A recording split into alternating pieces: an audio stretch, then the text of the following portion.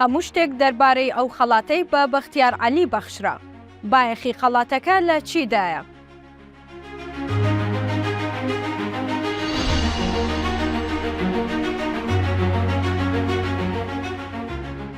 بەختیار عەلی لە پێگەکانی خۆیدا دەربارەی گرنگی و بایەخی خەڵاتەکە و هاوکات بەخشینی بە نووسەرێکی کورد لە تاراوگا نووسیویەتی. خەڵاتی هەڵدادۆمین یەکێکە لەو خەڵاتانی چەقی قورسایی لەسەر بابەتی تاراوگە و ئاوارەبوونە.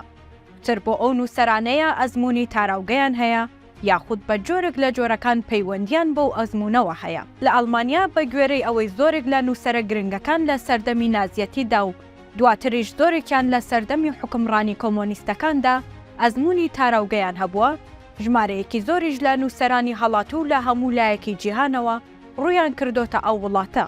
بۆیە خەڵاتەکە بایەخێکی گەورەی هەیە. ئەوەی جێگای سەرنجە هەموو ئەوانەی خەڵاتەکەیان لە ڕابردوودا وەرگرتووە تا بەختیار عەلی بە زمانی ئەڵمانی یا فەڕەنسی یاخود ڕووسی نووسیویانە. بۆ نمونە سەید و عەباس خدر تەنیا بە ڕەچەڵەک خۆرهەڵاتی بوون، بەڵام هەردووکیان زمانی نووسینیان ئەڵمانی بووە. یاخود نووسەرانی وەکو ناتاشا ڤۆدین و شێرکۆ فەتاح خۆیان هیچ ئەزموونێکی تاراوگەیان نییە و هەر لە ئەڵمانیادا لەدایک بوون و ژیاون. ئەمە یەکەم جارە خەڵاتەکە باڵادەستی و هەژمۆنی زمانە ئەوروپیەکان دەشکێنێت.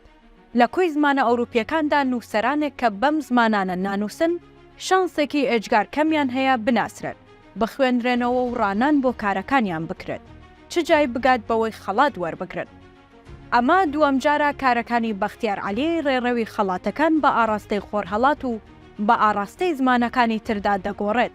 خەڵاتی نیلی زاکسیش خەڵاتێکی تەوە و ئەوروپی بوو کە تەنیا نووسەرانێک بە زمانە ئەوروپیەکان دەنووسن وەریان گرت بوو. خەڵاتکردنی نووسەرێک کە بە کوردی دەنووسێت و زمانی کوردیە و تەنیا لە ڕێگەی هەندێک وەرگێڕانی کەمەوە ناسراوە، خۆی لابەلابوونەوەیەکی گرنگ بۆ بۆشکاندنی باڵادەستی زمانە ئەوروپیەکان بەسەر بەشێک لە کایەی ئەدەبیاتدا. لە فەڕەنسادا زۆربەی ئەوانەی خەڵات وەردەگرن نووسەرانی فرانکۆفۆنینن، ناوەکانیان فەڕەنسی نییە بەڵام ئەدەبیات و زمانیان فەڕەنسیە. لە جیهانی ئەنگلۆسەکسۆنیدا تا ئەندازەیەک هەمان جۆرە، مەگەر بە تایبەت خەڵاتێک بۆ ئەدەبیاتی وەرگێڕدراو دانرابێت. لە ئەڵمانیا هەمان شێوەیە. هەر بۆ نمونە لە هەموو ساڵانی ڕابردوودا نووسەرێکی ئەفریقایی کە ئێستا باغێکی گەورە و ڕەنگاوڕەنگی ئەدەبیاتی بەرز و جوانە، ئەگەر بە پورتوگالی، فەڕەنسی یاخود ئینگلیسی نەینووسی بێت، شانسی ناسین و دانپێدانانی سفر بووە. ڕاسیزم ئەمڕۆ لەوە کەوتووە بە ڕەنگی پێست و بەڕەچەڵەک مرۆڤەکان بەسەر بەرز و نێزمدا دابەش بکات، بەڵکو بۆتە ڕاسیزمێکی زمانەوانی و بە بێدەنگ چەقی قورسایی خۆی گواستۆتەوە بۆ ناو پەیوەندی زمانەکان، زمانی باڵا و زمانی نزم، زمانی پلە یەک و زمانی پلە دوو. لەم بەستێنەدا کۆی لە خۆماڵیەکانیش ڕۆڵێکی گرنگ دەبینن لە بچووکردنەوەی زمانی نەتەوەکان و بێبەهاکردنی ئەدەبیاتەکەیاندا. لێرەوە وەرگرتنی نووسەرێکی کورد بۆ ئەم خەڵاتانە بەهایەکی معنەوی گرنگی بۆ ئەدەبیاتی دەرە ئەوروپی هەیە کە بە جۆرێکی ناڕەوا و نادات پەروەرانە لەسەر نەخشەی ئەدەبیاتی دنیا کراونەتە دەرەوە.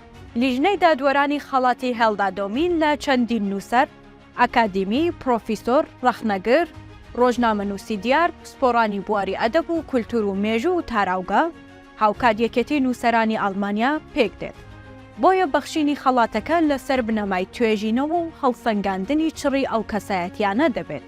هۆکاری بەخشینی خەڵاتەکە بە بەختیار عەلی چی بوو؟ لە بەشێکی بڵاوکراوەی هۆکاری بەخشینی خەڵاتەکە بە بەختیار عەلی نووسراوە، لە جیهانێکی پڕقەیران و جەنگدا ئەدەبی بەختیار عەلی دەلالەتێکی مرۆڤ دۆستیمان دەخاتە بەردەست. هەم کارەکانی و هەم ژیان نامەی خۆی گەلێک بە کاریگەریەکانی جەنگ لە کوردستانی عێراقدا ڕەنگڕێژن، وەک خاوەنی زمانێکی بەتوانە، وەک چیرۆک نووسێکی ئەفسوناوی، تند و تیژی و کوشتارە گەورەکان دەگۆڕێتە سەر وێنەگەلێکی سیاسی هاوشێوە، دەیانگۆڕێتە سەر ئەفسانەی پڕ لە وێنەی بەهێز، سەر ئەدەبیاتێکی جیهانی پڕ لە ئەفسون، بێ ئەوەی هیچ کات لە ناشرینیەکان و لایەنە ترسناکەکانی جەنگ بێدەنگ ببێت.